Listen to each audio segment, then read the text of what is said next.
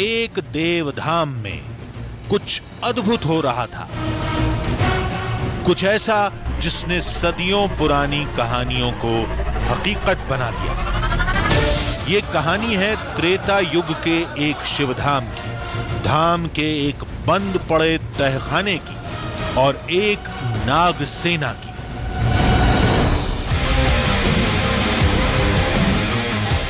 महीनों बाद जब मंदिर खुला तो तस्वीरों ने होश उड़ा दिए। तहखाने के भीतर से शिवलिंग का आकार बढ़ चुका था, एक चमकदार रोशनी निकल रही थी और नागों की सेना रक्षक बनकर महादेव के दरबार में मौजूद थी। अरे बाबा रे सांप! ये सब क्या था, कैसे था, कौन था? हर सवाल का जवाब बस एक शख्स जानता था, लेकिन उस तक पहुंचना आसान नहीं था। मगर जिद थी कि हम जाएंगे, झरने को पार करेंगे, मंदिर की पड़ताल करेंगे और खोज कर लाएंगे कुछ ऐसी तस्वीरें, एक ऐसा सच जो आपके विश्वास को झकझोर कर रख देगा।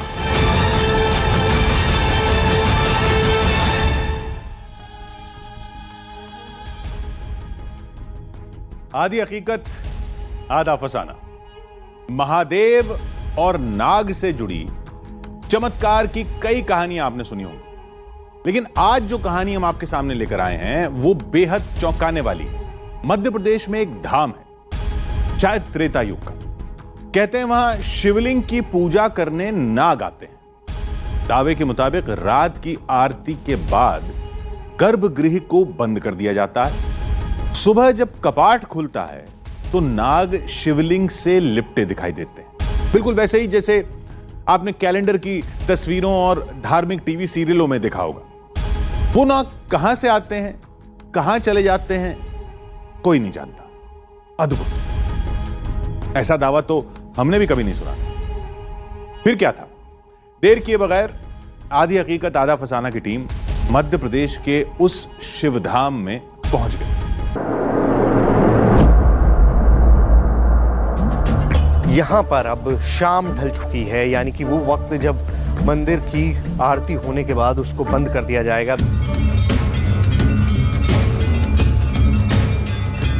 अंधेरा होते ही धाम में घंटे और घड़ियाल गूंजने लगे। आरती कर रहे सभी के चेहरे पर डर का साया था।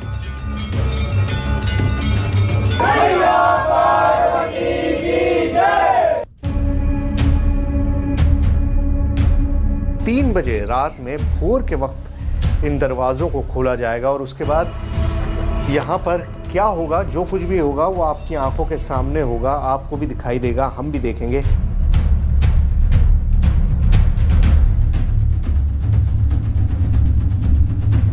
तो पुजारी जी ने पूरा, देखिए दरवाज़ा बंद हो रहा है, तो ये बिल्कुल अब फाइनल मोमेंट्स हैं। क्या आज रात भी महादेव के रक्षक सांप इस धाम में आएंगे?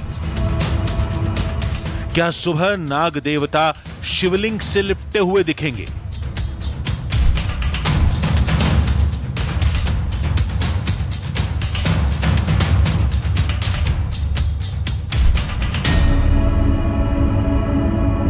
तो सुबह के 3:30 बज गए हैं। वो वक्त आ गया है जब हम इस मंदिर के कपाट को खोलेंगे। आइए पंडित जी, खोलते हैं दरवाजा।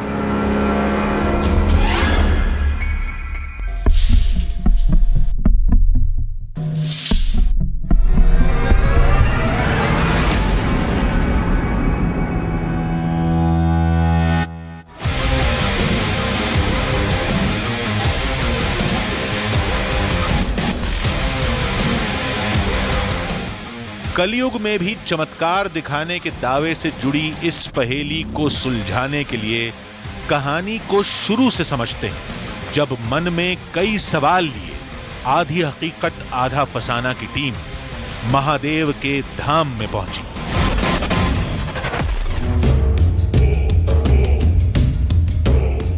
कई रहस्यों की चादर ओढ़े ये मंदिर यहां कब से है कोई नहीं जानता। लोगों ने जब से होश संभाला इसे देखते आ रहे हैं। वक्त के साथ रंग रूप बदलते रहे, लेकिन चमत्कार का जो दावा कल था वो आज भी है।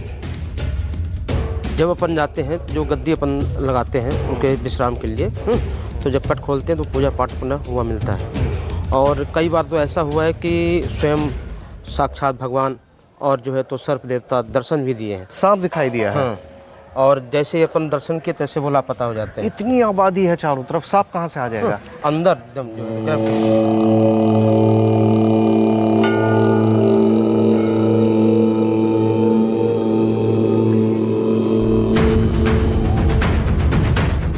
दावा यह है कि मंदिर के शिवलिंग की पूजा करने सांप आते हैं।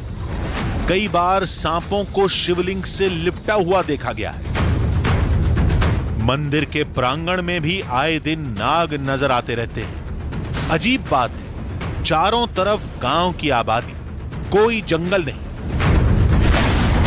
फिर सांप कहां से आते हैं? लोगों ने बताया कि सांप बाहर से नहीं, मंदिर के नीचे बने एक तहखाने से आते हैं। एक किंवदंती ये भी मिली है कि जितना मंदिर आपको ऊपर दिखाई देता है उतना ही इसके नीचे भी मंदिर है, और वहाँ भी गर्भगृह है, वहाँ भी मूर्ति स्थापित है।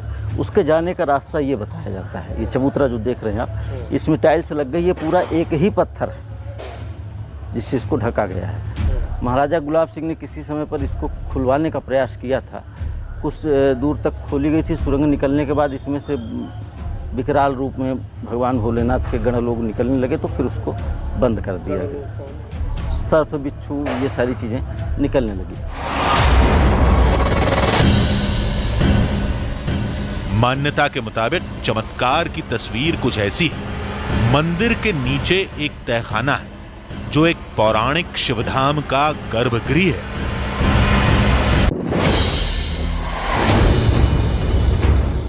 कहते हैं वहां पारस मणि से बना एक युगों पुराना शिवलिंग जिसकी रक्षा नागों की सेना करती है। उस तहखाने से बाहर निकलने के लिए एक सुरंग थी जहां से नाग बाहर निकला करते थे। लोगों के मुताबिक यही वो जगह है जहां से सांप निकलते थे, लेकिन आज यहां चबूतरा है।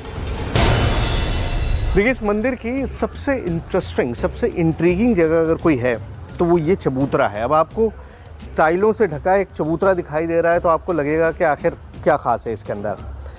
हम जब यहाँ पर आए थे तो हमने सारे किस्से इसी जगह के बारे में सुने थे, क्योंकि मान्यता ये है कि यहाँ से एक रास्ता निकलता था जो अंदर जाता है। इस मंदिर के अंदर जो शिवलिंग है उसके नीचे एक और मंदिर है और उसमें एक पारस मणि से बना हुआ शिवलिंग मौजूद है। इस सारी कहानी का कोई सबूत किसी के पास नहीं है सिवाय इसके कि यहाँ पर कभी एक रास्ता हुआ करता था जो लोगों को पता है, जो अभी बंद करवाया गया। और बंद करवाने की वजह क्या थी? बंद करवाने की वजह ये थी कि यहाँ से सांप निकलते थे, बिच्छू निकलते थे, और एक दो नहीं, सैकड़ों निकलते थे, चारों तरफ फैल जाते थे, वापस अंदर चले जाया करते थे। आज उस तहखाने में जाने के सारे रास्ते बंद हैं। सुरंग को भी सीमेंट से भर दिया गया। जहां से सांप निकलते थे वहां चबूतरा बना दिया गया, लेकिन सांपों का निकलना बंद नहीं हुआ। कभी शिवलिंग तो कभी मंदिर में नाग दिखते रहते हैं।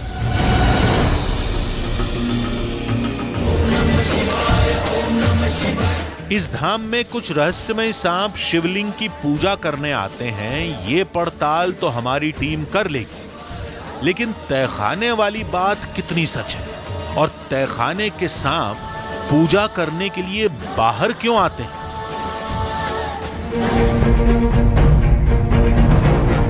लोगों ने कहा गर्भगृह को गौर से देखिए, जवाब अपने आप मिल जाएगा।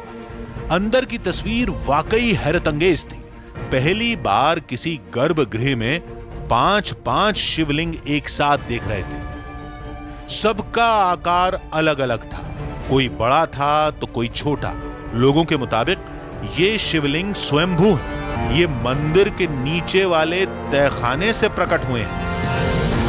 ये सारी मान्यताएं हैं कोई सबूत नहीं है। अब इन सबूतों को नापना बड़ा मुश्किल है, क्योंकि यहाँ पर कोई डॉक्यूमेंटेशन नहीं है, किसी ने पहले नाप के नहीं देखा कि कितना बड़ा था कितना नहीं, सब अंदाजे से बताते हैं। इसके बारे में बताया जाता है कि पहले यहाँ था 1 उंगली, फिर 2 उंगली हुआ, फिर एक बालिश हो गया, और अब ये पूरा 1.5-2 फीट के करीब हाइट निकल आई है।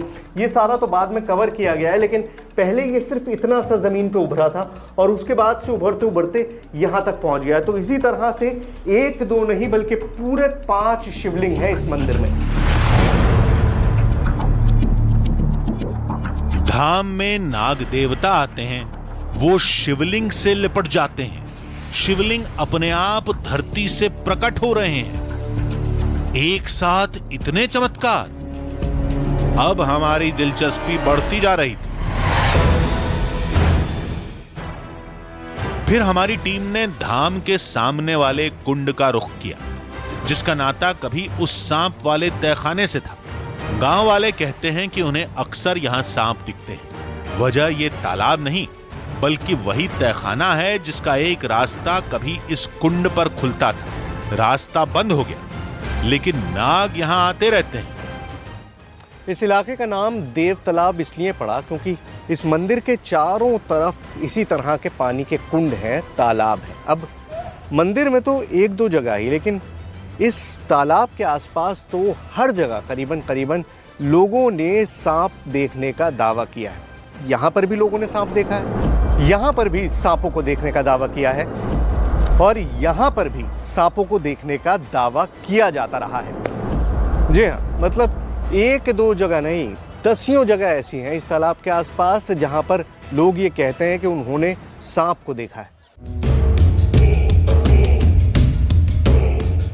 पहले तो हमें शक था, लेकिन धाम के मुख्य पुजारी से बात करने के बाद पक्का यकीन हो गया कि चमत्कार की सारी कहानी मनगढ़ंत है। ऐसा हम क्यों कह रहे हैं, आप खुद सुनिए। जितना मंदिर ऊपर है उतना मंदिर नीचे है। हाँ। उस मंदिर के द्वार में जो सर्प इस मंदिर में रहते हैं वो सर्प 5 फन के हैं। 5 फन के सांप हैं यहाँ पर। कोई और अच्छे लंबे ऊंचे मोटे। हाँ। वो शंकर जी को ऐसे कभी कभी छाप लेते हैं। अच्छा जी, आपने खुद देखा है? हमने आँख से देखे हैं। एक बार नहीं, कई बार। हम तो जब से आज हमको 21 साल हो गया यहाँ। हाँ। पर ये कोई मतलब ये नहीं है कि कब वो निकलते हैं कब ऐसे करते हैं, कोई नहीं है। हाँ। जब ऐसे कभी कभी अचानक फंसते हैं। सुना आपने, 5 फन वाला सांप, जो केवल पौराणिक कहानियों में सुना गया है, तस्वीरों में देखा गया है।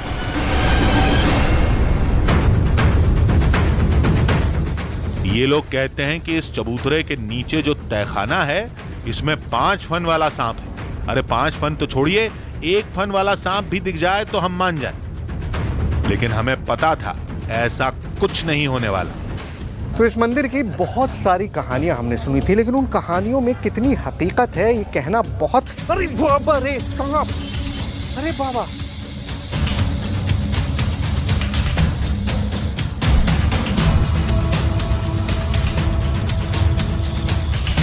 लेकिन ये क्या, ये कैसे हो सकता है?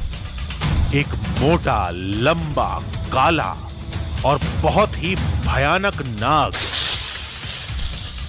हमारी आंखों के सामने मंदिर प्रांगण में रेंग रहा था। ये तो मेरी तरफ घूम रहा। भाई कहां से आया ये? हटो हटो हटो, छोड़ो यार। कोई भ्रम नहीं, कोई शक नहीं, कोई सवाल नहीं। सांप हमारी आंखों के सामने मंदिर के फर्श पर रेंग रहा था। शुरुआत में हमें दावों को लेकर थोड़ी शंका थी, लेकिन उस धाम में एक कोबरा फन निकाले बिल्कुल हमारे सामने था। वो सांप कहां से आया था?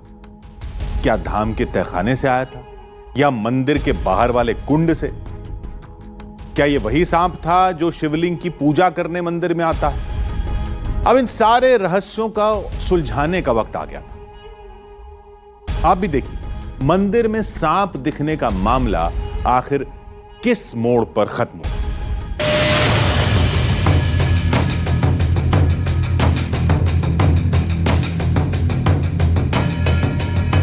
कहानियां इतनी सारी सुनी थी, लेकिन अब आरती का वक्त होने लगा है, शाम ढलने लगी है, लेकिन अभी तक कोई भी ऐसी चीज हमको दिखाई नहीं दी है जो जिसके बारे में ये कहा जा सके कि वाकई एक ऐसी चीज है जिसको देखकर हम सोच सकते हो सांप, ओ गॉड, ये सांप है।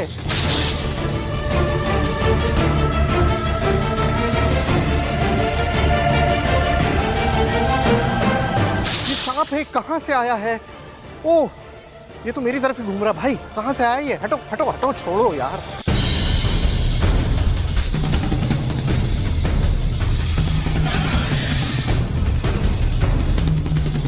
मंदिर के फर्श पर कोबरा सांप रेंग रहा था। एक खौफनाक तस्वीर, लेकिन चमत्कार से कम नहीं। दावा था कि मंदिर में सांप आते हैं और सांप हमारी आंखों के सामने था। ये देखिए, ये सांप यहाँ पर मौजूद है मंदिर में, और ये नाग है। और ये मतलब मेरे पास अब लफ्ज़ नहीं है। मैंने मंदिर के बारे में सुना था कि इस मंदिर में हर तरफ सांप और बिच्छू हैं, और कहीं पे भी आप जाइए आपको सांप नज़र आ जाता है। लेकिन यहाँ पर जो देख रहा हूँ उसको मतलब मुझे नहीं पता अब किसके बारे में मैं क्या कहूँ या किससे कहूँ कि कौन क्या करेगा। ये सांप यहाँ पर है, कहाँ से आया है? क्या ये वही सांप है जो शिवलिंग की पूजा करने आता है? क्या इसका नाता उसी चमत्कार से है? पता नहीं। इस नाग ने तो हमारा दिमाग घुमा कर रख दिया था। ये नाग मेरे सामने और ऐसे बैठा हुआ है जैसे लग रहा है कि कैमरे के लिए या मेरे पास ही आने के लिए। देखिए, बिल्कुल मेरी तरफ ही चलता आ रहा है। मैंने देखिए सांप को हैंडल नहीं किया इतने करीब से, मुझे बहुत डर लग रहा है इस वक्त।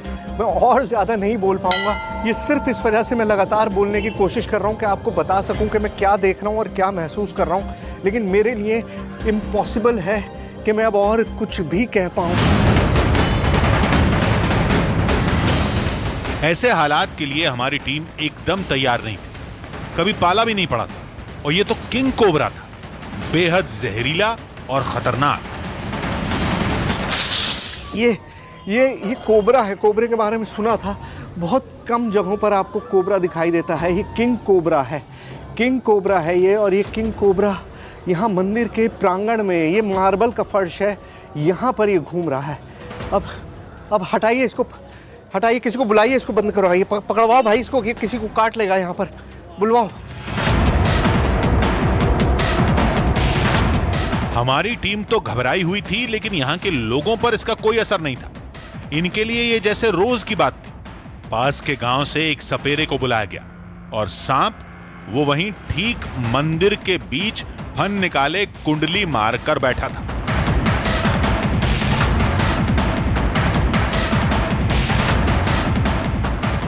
ये अपने आप में इतना सरप्राइजिंग है कि मेरी आवाज़ भी इस वक्त नहीं निकल पा रही है। मतलब मैंने ये सोचा नहीं था कि सांप दिखाई देगा, और सांप में भी किंग कोबरा, मतलब जो का राजा कहलाता है सांपों का। जो शिव जी के गले में आपने जो तस्वीर देखी होगी उसमें आपको किंग कोबरा दिखाई देता है, ये वही किंग कोबरा है। ये किंग कोबरा कहाँ से आया है? ये पूरा मार्बल का फर्श है। एक एक जगह मैंने सुबह से देखी है, मुझे कहीं कुछ नहीं दिखाई दिया था, और अभी ये कोबरा जो है वो सामने निकल कर आ गया। मतलब अपने आप में मैं कह नहीं सकता हूँ कि मैं क्या बोलूँ, मुझे कुछ समझ में नहीं आ रहा है इस वक्त।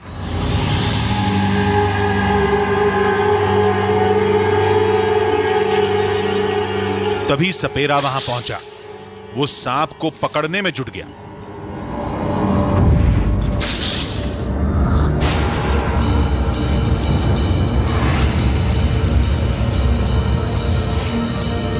फाइनली हमने एक स्नेक कैचर को बुलाया। इस इलाके में बहुत सारे स्नेक कैचर्स हैं, उनमें से एक को बुलाया है और वो इस सांप को पकड़ के ले जा रहे हैं। अब हम बाबा, ये खतरनाक है बहुत सांप, खतरनाक है किंग कोबरा। ये मतलब आबादी में तो कहीं होता नहीं है, ये कहाँ से आ गया होगा? जंगलों से लेकिन चला आया है।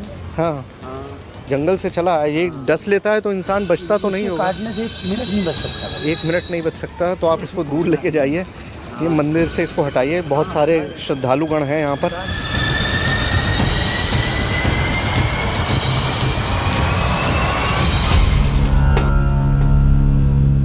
सांप पिटारे में बंद हो गया और हमारी टीम को अपनी सोच से बाहर आना पड़ा। अब तो यही लग रहा था कि मंदिर में कहीं भी सांप हो सकते हैं। ऐसे में शिवलिंग की पड़ताल करना खतरे से खाली नहीं। क्या वाकई मंदिर के नीचे कोई तहखाना है? क्या यह सांप वहीं से निकल कर आया था, क्या अब शिवलिंग से लिपटा सांप भी दिखेगा? तब हमारी टीम ने फैसला किया, पहले हम तहखाने की पहेली सुलझाएंगे, उसके बाद धाम में कदम रखेंगे। एक पुरानी कहावत है, मंत्र जाने बगैर सांप के बिल में हाथ नहीं डालना चाहिए। एक सांप से सामना हो चुका था, दूसरी बार खतरा मोल लेना सही नहीं होगा। यह सोचकर हमने तय किया कि मंदिर का हर राज जानने के बाद ही धाम में कदम रखेंगे। सांप कहां से आते हैं, क्या उसी तहखाने से? तो उस तहखाने में जाने का रास्ता कहां है? रास्ता मिल भी गया तो क्या हमारी टीम उस तहखाने तक पहुंच पाएगी? क्या हमें भी शिवलिंग से लिपटा हुआ सांप दिखेगा? हमारे इन सवालों का जवाब किसी के पास नहीं था। तब गांव के लोगों ने एक बाबा का पता दिया। लोगों के मुताबिक वो बाबा धाम के हर चमत्कार के गवाह हैं, लेकिन बाबा तक पहुंचने में इतने खतरे हैं कि कोई वहां जाने के बारे में सोचता भी नहीं। लेकिन रहस्यों को सुलझाने के लिए हमें हर खतरा उठाना मंजूर था।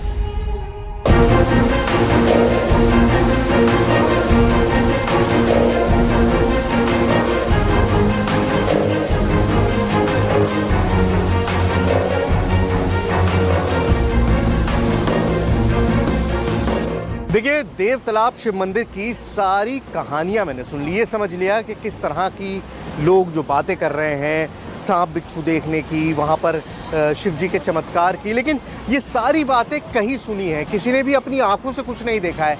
लेकिन एक शख्स है जिसके बारे में दावा ये किया जाता है कि उसने सब कुछ अपनी आंखों से देखा है। लेकिन उस शख्स तक पहुँचने का रास्ता जो है वो इस झरने के नीचे से होकर जाता है। ये बहुती झरना है, पूरे मध्य प्रदेश का सबसे बड़ा झरना। आप इसका साइज देखिए, इसकी हाइट देखिए, कहाँ जो पानी गिर रहा है वो पूरा मिस्ट की तरह आ रहा है। और इस झरने के पास वहाँ दूर कुटिया में एक आदमी पिछले 40 साल से रहता है, जिसके बारे में दावा ये किया जाता है कि देव तालाब में उसने एक ऐसा चमत्कार देखा, उस शिव मंदिर का उसने एक ऐसा चमत्कार देखा जिसके बाद से उसने पूरी दुनिया को छोड़ दिया और अकेले वहाँ नीचे जंगलों में झरने के नीचे जाकर बस गया।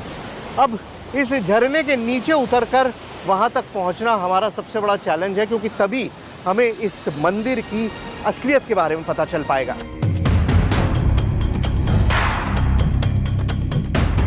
इस ऊंचे झरने की खूबसूरती किसी को भी लुभा सकती है, लेकिन इस नजारे ने हमारी टीम के रोंगटे खड़े कर दिए। जो बाबा उस शिवधाम के तहखाने का राज जानते हैं, उनसे मिलने के लिए हमें इस घाटी के हजारों फीट नीचे यहां पहुंचना था। लेकिन रहस्यों को सुलझाने के जुनून के आगे हर बड़ी से बड़ी चुनौती भी छोटी हो जाती है।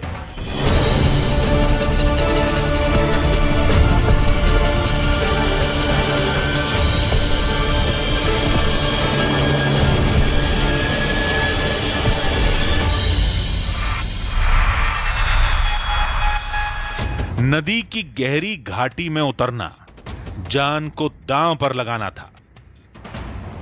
नीचे जाने की कोशिश में सबसे खतरा जो है ना, वो इस तरह की मौस से है। पानी बहुत ज़्यादा है पत्थरों पे और ये मौस है जिसकी वजह से हर चीज़ इतनी ज़्यादा फिसल रही है, इतनी ज़्यादा फिसल रही है कि आप कब कहाँ गिर जाएंगे इसका कोई अंदाज़ा नहीं है। इसलिए बहुत संभल के एक एक कदम रखना पड़ेगा। झरने की ऊंचाई और घाटी की गहराई देखकर खतरे का अंदाजा तो था, लेकिन मुश्किलें कुछ ज्यादा ही पेश आ रही। इस पहाड़ में हर कदम जो है ना वो खतरनाक होता जा रहा है। नदी की घाटी में उतरना पहले ही आसान नहीं होता, ऊपर से बारिश, और तीसरा ये कि हमको ये भी नहीं पता कि वो बाबा जी जिनके बारे में इतनी कहानियाँ हम सुन रहे हैं वो हमको मिलेंगे भी या नहीं मिलेंगे, क्योंकि ऐसा मौसम है नहीं कि कोई जंगल में बारिश के बीच में झरने के पास बैठ के तपस्या कर रहा हूँ। लेकिन अगर देव तालाब के शिव मंदिर की हकीकत जाननी है तो वहाँ तक जाना ही होगा।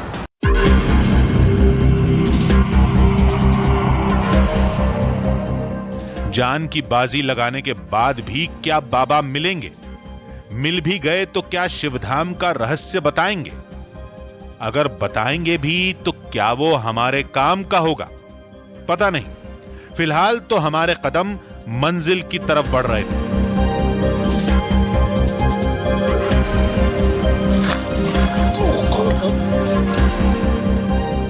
देखिए, करीबन 1.5 घंटे की ट्रैकिंग के बाद हम नदी के उस मुहाने पर पहुंच गए जहां पर से बे झरना गिरता है, और यहीं के इस पत्थर के पीछे बाबा जी की कुटिया है। तो आइए बाबा जी से बात करते हैं। जब नदियां उफान पर होती हैं तो उनको क्रॉस करना बहुत मुश्किल होता है और बहुत ख़तरनाक भी होता है। इस वक्त बारिश की वजह से ये नदी जो है पूरी तरह से उफान पर है, और हर कदम आप इसमें रख रहे हैं। देखिए, मिट्टी देखिए किस कदर है, कुछ नहीं दिखाई दे रहा है कि नीचे पत्थर है या नहीं है, या कितना गहरा है, कुछ भी नहीं पता चल रहा है। ऐसे में चोट लगने का बड़ा खतरा होता है। अब हमारी टीम मंदिर की दिशा में थी। आज रात पड़ताल के अंतिम हिस्से को अंजाम देना था। देखते हैं शिवलिंग की पूजा करने सांप आता है या नहीं। मंदिर में रात की आरती की तैयारी चल रही थी।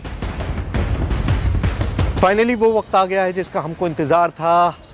यहाँ पर अब शाम ढल चुकी है, यानी कि वो वक्त जब मंदिर की आरती होने के बाद उसको बंद कर दिया जाएगा। अब ये देखिए, यहाँ पर श्रृंगार का काम जो है वो शुरू कर दिया है पंडित जी ने, जो मुख्य पुजारी हैं यहाँ पर।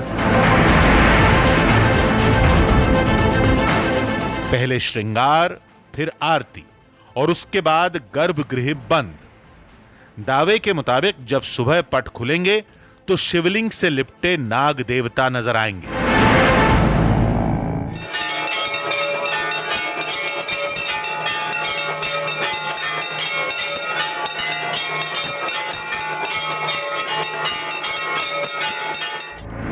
आरती के बाद मंदिर खाली होने लगा।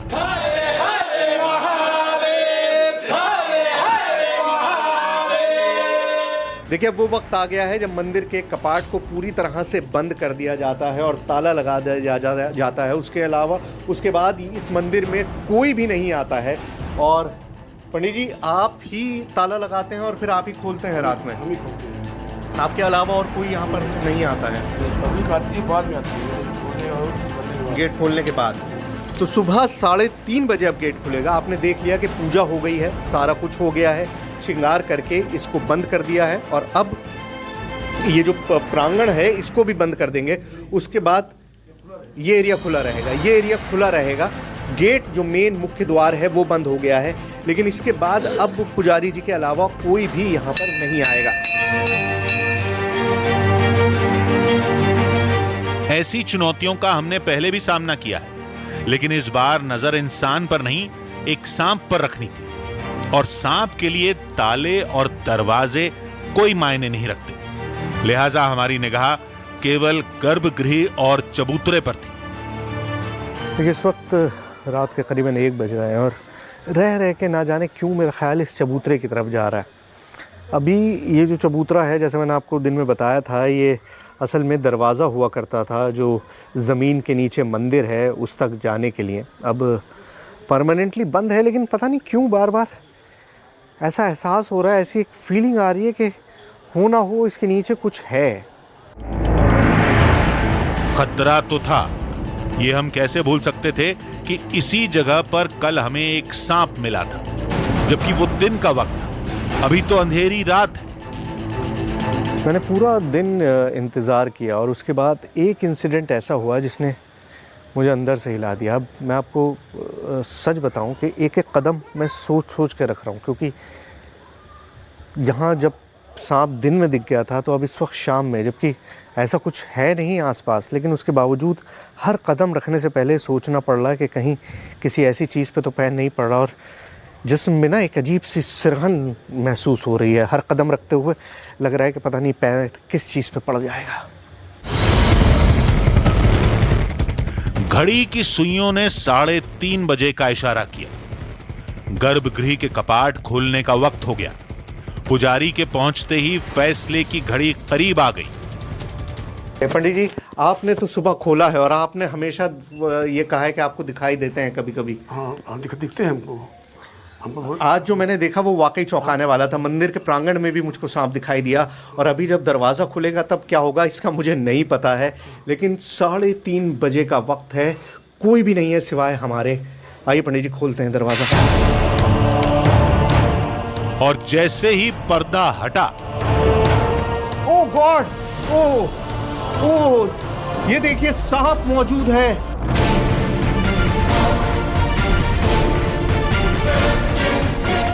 उफ, ये शॉकिंग है अपने आप में। क्या बात है पंडित जी, ये क्या है? मतलब कि सर्प यहाँ पर बैठा हुआ है, कहाँ से आया? यहाँ कोई जगह नहीं थी भोलेनाथ का सब स्थान है जी, तो आते जाते रहते हैं।